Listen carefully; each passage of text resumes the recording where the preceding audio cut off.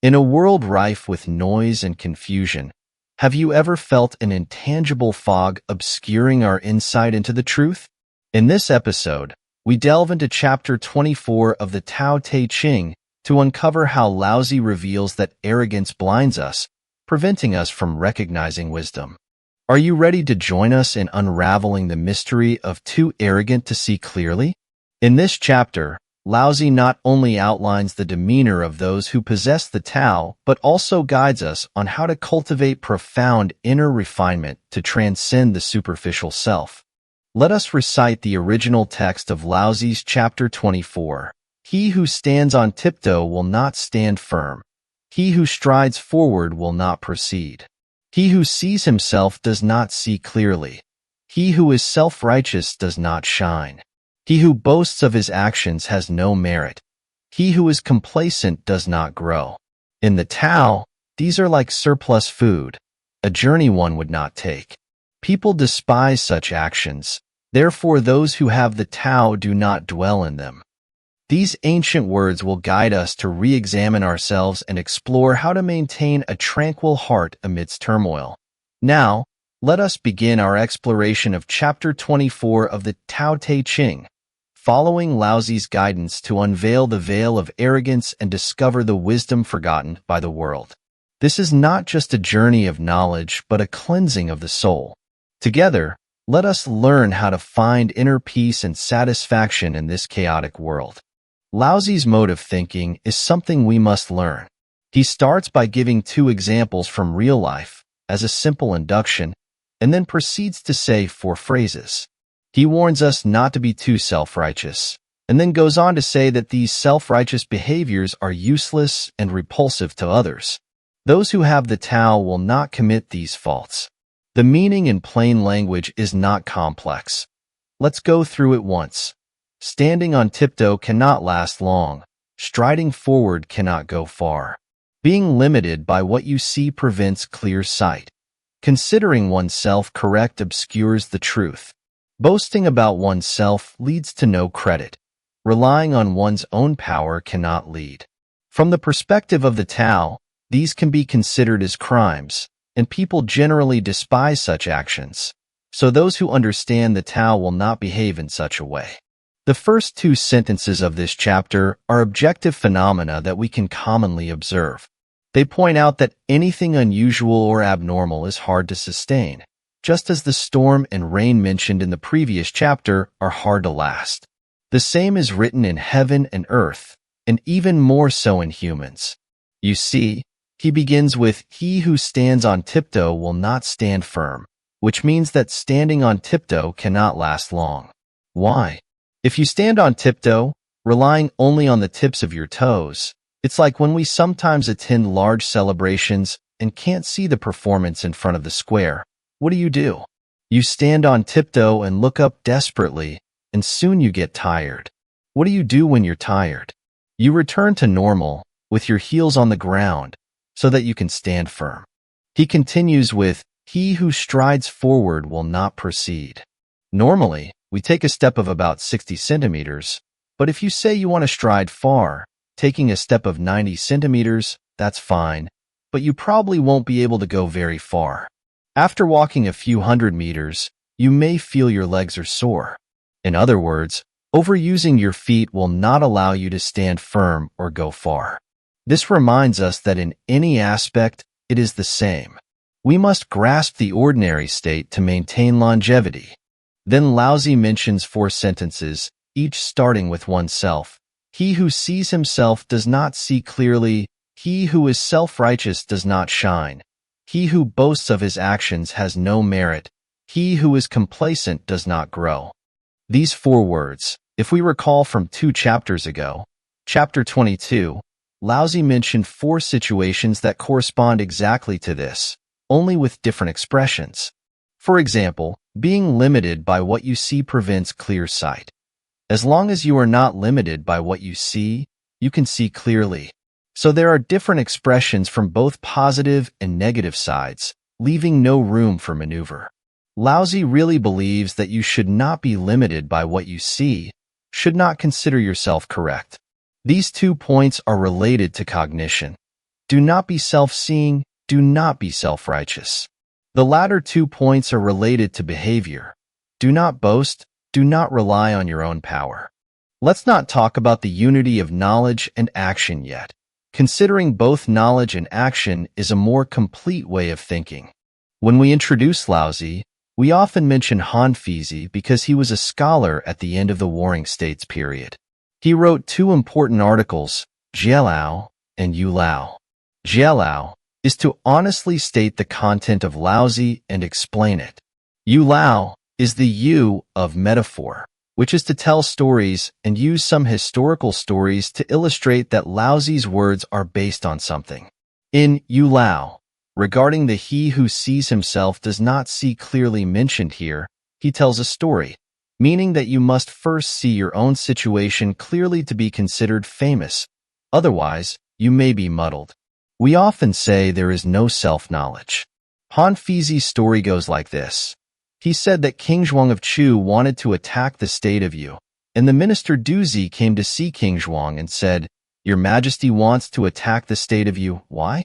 Please think about the reasons." The king said, "Because the state of Yu has chaotic politics and weak military strength. 2 reasons. The domestic politics are chaotic, and the military strength is weak.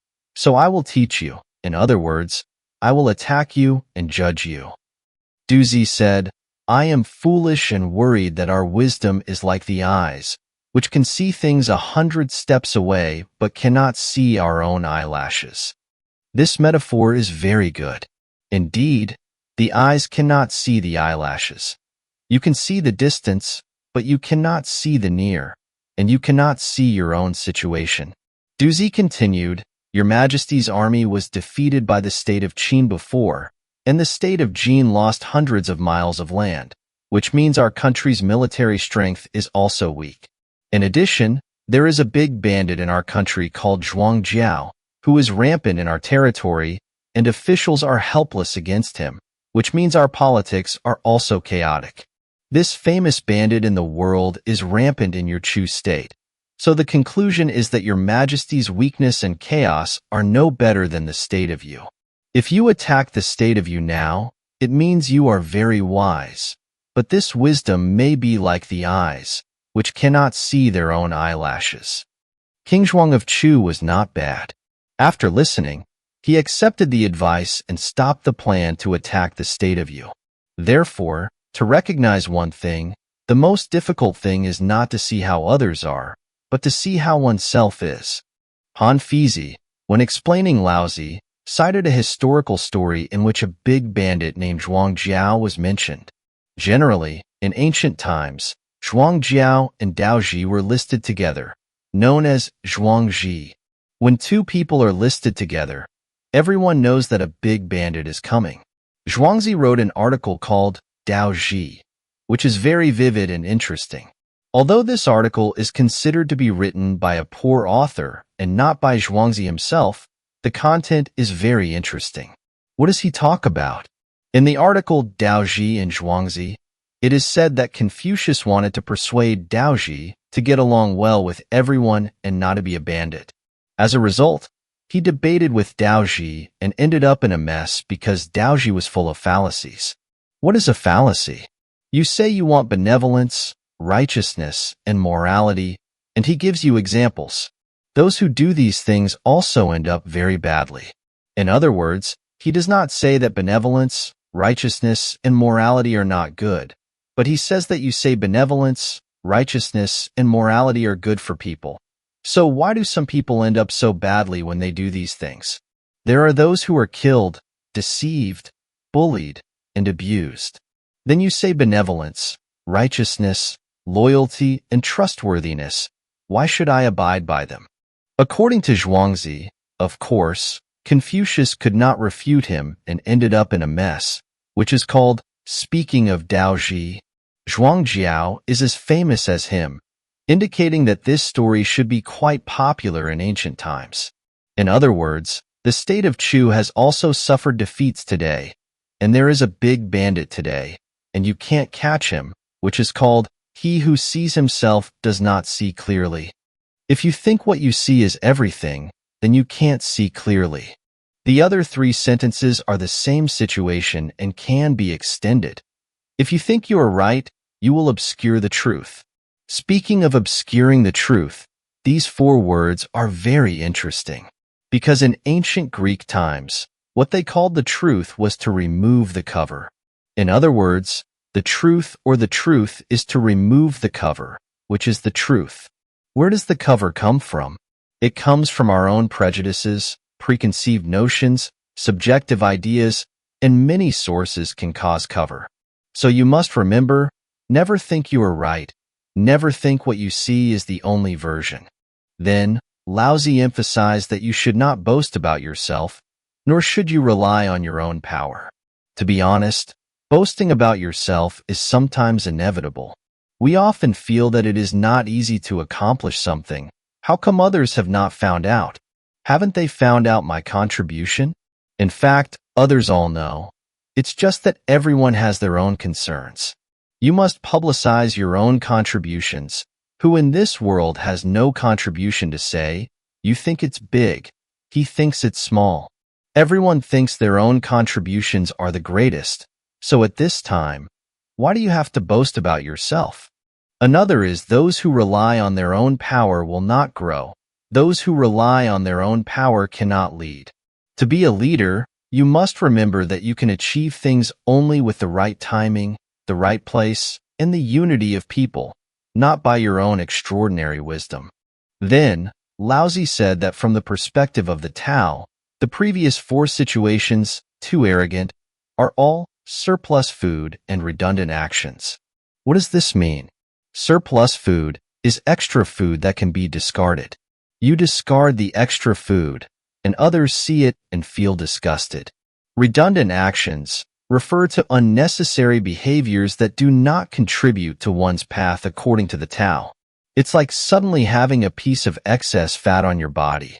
Just as Zhuangzi mentioned, some people's big toes have an extra piece of flesh, connecting two toes together. Some people have an extra finger, becoming 6 fingers in total, which is excess fat, making a person look unattractive. So if you do the first 4 things, it is what Laozi said. It's just extra food, guilty of the body, disgusting to others, and ugly. So Laozi is very opposed to this kind of arrogant view, which is all self-expansion. If you are too persistent in self-expansion, what will happen in the end? You can't see clearly, you have no credit, you can't lead. So the result is that you can't see clearly, you have no credit, you can't lead. So from the perspective of the Tao, all these should be abandoned, and don't trouble yourself. What's the conclusion? People hate such behavior. There is a word here that is particularly worth noting, that is thing. The first word thing was originally the thing of all things. In ancient times, when mentioning thing, it often included people. What's good or bad about all things? It's people who think. So in the Qiangua of the Book of Changes, it is said, a gentleman carries things with great virtue. When you see Qiangua as the land, you should learn from the land, to be honest and tolerant, to be tolerant of all people. This thing refers to people, not all things. That's why we often describe the Prime Minister with Qiangua. The Prime Minister's belly can hold a ship, which means to be tolerant of all people. So the last sentence says, he who has the Tao does not dwell. This, he who has the Tao, is a person who is constantly learning, realizing, and practicing the Tao. In other words, sometimes we can associate he who has the Tao with sages, and he is gradually becoming a candidate for a sage. So in this episode, we see 4 consecutive sentences reminding us not to do superfluous things, boring things. Starting from, he who sees himself does not see clearly. Can you try to practice it? You can also look at it from which point it is easy to start. The first one is limited to what you see and can't see clearly. The second one is that you think you are right and obscure the truth. The third one is that those who boast about themselves have no credit. The fourth one is that those who boast about themselves cannot lead. The latter 2 are related to knowledge, and the latter 2 are related to action. Let's see where it's easy to start and listen to your thoughts.